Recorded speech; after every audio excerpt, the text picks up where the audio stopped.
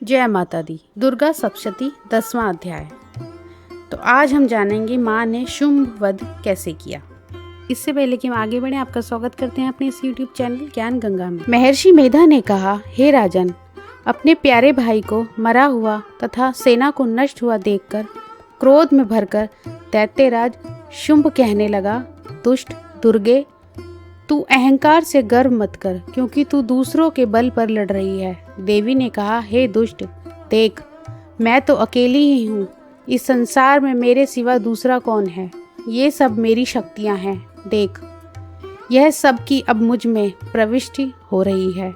इसके पश्चात ब्राह्मणी आदि सब देवियाँ उस देवी के शरीर में लीन हो गई और देवी अकेली रह गई। तब देवी ने कहा, मैं अपनी ऐश्वर्य शक्ति से अनेक रूपों में यहाँ उपस्थित हुई थी। उन सब रूपों को मैंने समेट लिया है।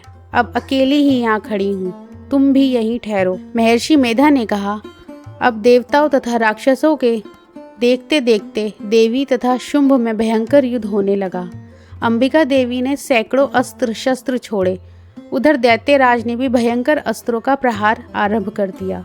देवी के छोड़े हुए सैकड़ों अस्त्रों को दैत्य ने अपने अस्त्रों द्वारा काट डाला। इसी प्रकार शुंभ ने जो अस्त्र छोड़े उनको देवी ने अपनी भयंकर हुंकार के द्वारा ही काट डाला। दैत्य ने जब सैकड़ों बाण छोड़कर देवी को ढक दिया तो क्रोध में भरकर देवी ने अपने बाणों से उसका धनुष नष्ट कर डाला। धनुष कट जाने पर दैत्येंद्र ने शक्ति चलाई, लेकिन देवी ने उसे भी काट कर फेंक दिया। फिर दैत्येंद्र चमकती हुई ढाल लेकर देवी की ओर दौड़ा, किंतु जब वह देवी के समीप पहुंचा तो देवी ने अपने तीक्ष्ण बाणों से उसकी चमकने वाली ढाल को भी काट डाला। फिर दैत्येंद्र का घोड़ा मर गया, रथ टूट गया, सारथी मारा गया। तब वह भयंकर मुदगर लेकर देवी पर आक्रमण करने के लिए चला, किंतु देवी ने अपने तीक्ष्ण बाणों से उसके मुदगर को भी काट दिया। इस पर दैत्य ने क्रोध में भरकर देवी की छाती में बड़े जोर से एक मुक्का मारा तो देवी ने भी उसकी छाती में जोर से एक थप्पड़ मारा।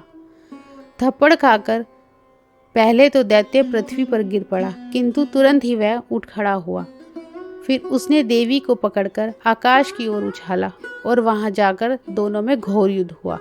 वह युद्ध ऋषियों व देवताओं को आश्चर्य में डालने वाला था। देवी आकाश में दैत्य के साथ बहुत देर तक युद्ध करती रही। फिर देवी ने उसे आकाश में घुमाकर पृथ्वी पर गिरा दिया। दुष्टात्मा दैत्य पुनः उठकर देवी को मारने के लिए दौड़ा। तब उसको अपनी ओर आता हुआ देखकर देवी ने उसकी छाती विदर्ण करके उसको पृथ्वी पर पटक दिया। देवी के त्रिशूल से घायल होने पर उस दैत्य के प्राण पखेरु उड़ गए और उसके मरने पर समुद्र, द्वीप, पर्वत और पृथ्वी सब कांपने लग गए। तदंतर उस दुष्टात्मा के मरने से संपूर्ण जगत प्रसन्न व स्वस्थ हो गया तथा आकाश निर्मल हो गया। पहले जो उत्पात सूचक मेघ और उल्कापात होते थे वह सब शांत हो गए। उसके मारे जाने पर नदियां अपने ठीक मार्ग से बहने लगी तथा संपूर्ण देवताओं का हृदय हर्ष से भर गया। गंधर्व बाजे बजाने लगे और अप्सराएं नाचने लगी। पवित्र वायु बहने लगी, सूर्य की कांति स्वच्छ हो गई। यज्ञशालाओं की बुझी हुई अग्नि अपने आप प्रज्वलित हो उठी तथा चारों दिशाओं में शांति फैल गई। इति दुर्गा सप्तशती 10वां अध्याय। धन्यवाद।